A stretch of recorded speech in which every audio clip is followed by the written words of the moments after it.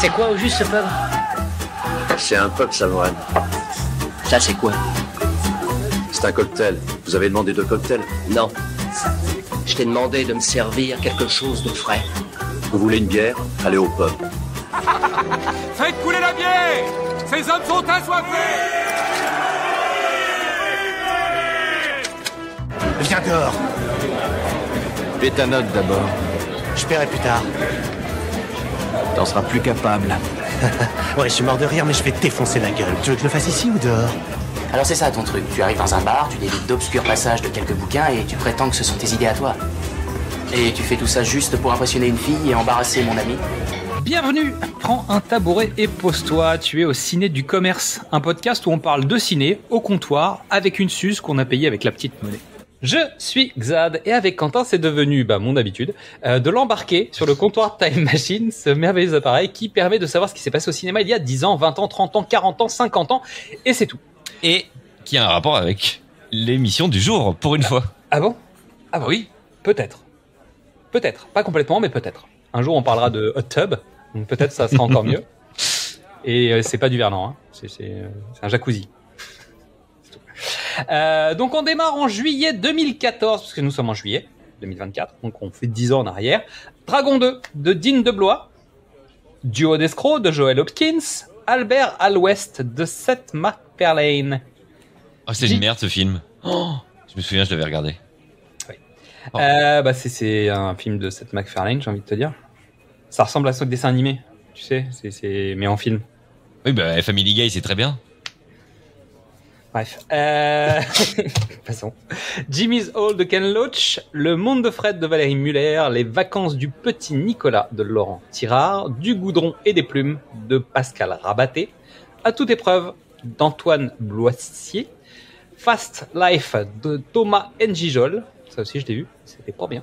Pas sûr, Transformers, L'âge de l'extinction de Michael Bay. Oh yeah, bouh. Ça, c'est lequel? C'est le 3, le 12? L'âge d'extinction, je crois que c'est... Ah non, c'est pas celui avec les chevaliers de la table ronde, c'est celui d'avant. Ouais. C'est avec... c'est encore avec Shia, je crois. Hein. C'est avec... Ah ok. C'est donc il me semble. Hein. Ah, je sais pas. C'est pas celui avec Marky Mark? Ah, peut-être. Mais non, c'est plus de Michael Bay. Ah ok. Si, c'est celui-là, Mark Wahlberg, tu as raison. C'est là où il y a le truc sur le viol consentant de mineurs. Ok, super. Je l'ai vu, mais je me souviens pas. L'homme qu'on aimait trop d'André Téchiné, Sexy Dance, All in Vegas de Trish C, Boyhood de Richard Linklater, putain ça a 10 ans déjà, American Nightmare de Anarchy de James de Monaco, The Red 2 de Gareth Evans. Ah, j'ai vu The Red cette semaine aussi. Maestro de Léa Fazer, c'était très bien ça, Maestro. J'ai bien aimé.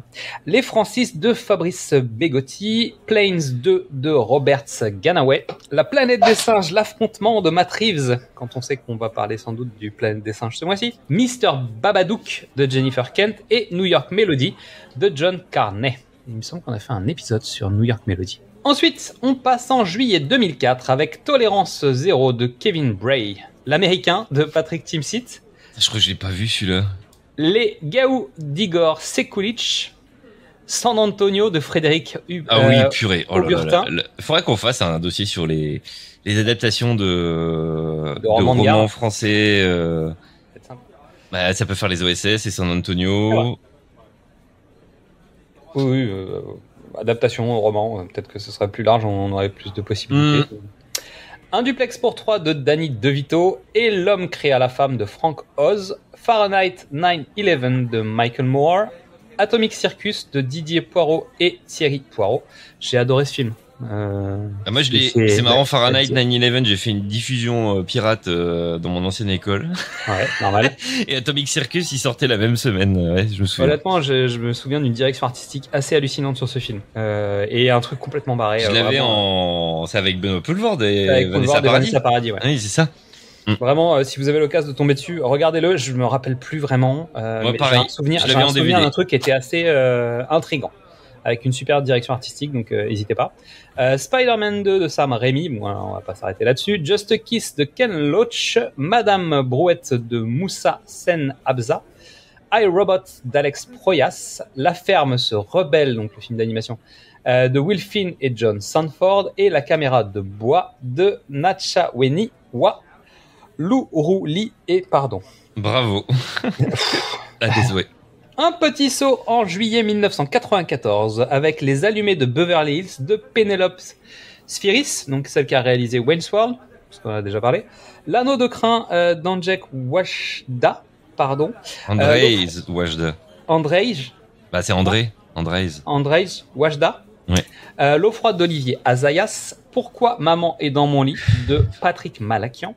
Priez pour nous de Jean-Pierre Vergne. Le bazar de l'épouvante tiré d'un Stephen King, on passe notre temps à parler de Stephen King, de Fraser Clark Edson, Le silence des jambons, qui est donc une parodie évidemment, de Ezio Greggio. Je l'ai vu, c'est complètement fou avec Pavarotti. Il y a Pavarotti, je crois, dedans, c'est un délire. Bah, le faux Pavarotti, évidemment. Les Belles de l'Ouest de Jonathan Kaplan et de Tamara Davis. Police Academy 7, donc le préféré de Quentin, évidemment. C'est parce que celui-là, je l'ai vu en 95 quand il est passé sur Canal. Mission à Moscou de Alan Metter. La famille Pierre à feu de Brian Levant. Max, le meilleur ami de l'homme de John Lafia.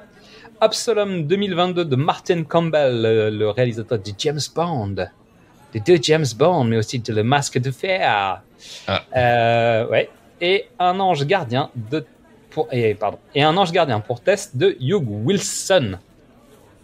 Un petit détour du côté de juillet 1984 avec À la poursuite du diamant vert de Robert Zemeckis. S'il vous plaît, les éditeurs, est-ce que vous pourriez ressortir ce film et la suite? Je pensais qu'il était sorti. Non, il vaut une burne. Il est en Blu-ray seulement. Il coûte hyper cher. Est-ce que quelqu'un peut nous faire un coffret des 3 films? À la poursuite du diamant vert, Le diamant du Nil et tu sais le film où ils sont mariés là, La guerre des roses. Voilà, ce sera un moi j'ai vu que le premier, tu vois. Et ça vaudrait le coup parce que ou en tout cas quelqu'un le diffuse sur une plateforme, j'en sais rien, quelque chose comme ça quoi, parce que ça fait longtemps et j'aimerais bien le revoir. Donc c'est là un film de Robert Zemeckis, Les années déclic de Raymond Depardon. Donc là on est sur un documentaire évidemment. Break-In, le hip-hop, de Joel Silberg. Vendredi 13, chapitre 4, chapitre final de Joseph Zito, si tu savais à quel point c'était faux. Tank de Marvin G. Chomsky. New York, 2h du matin d'Abel Ferrara. Et Bingo Bongo de Pasquale Testa Campanile.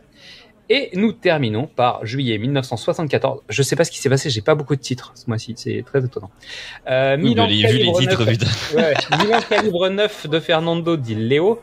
Serre-moi contre toi, j'ai besoin de caresses de Raoul André. Donc ça on sait que Raoul André, bon pas toujours. Hein. Flic et voyou de Aram Avakian, à ne pas confondre avec flic ou voyou au singulier, qui est avec Jean-Paul Belmondo. 7 Winchester pour un massacre de Enzo Castellari.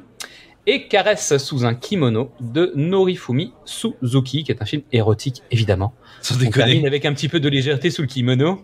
Et voilà, je vous enverrai la bande-annonce. Ah oui, il fait chaud.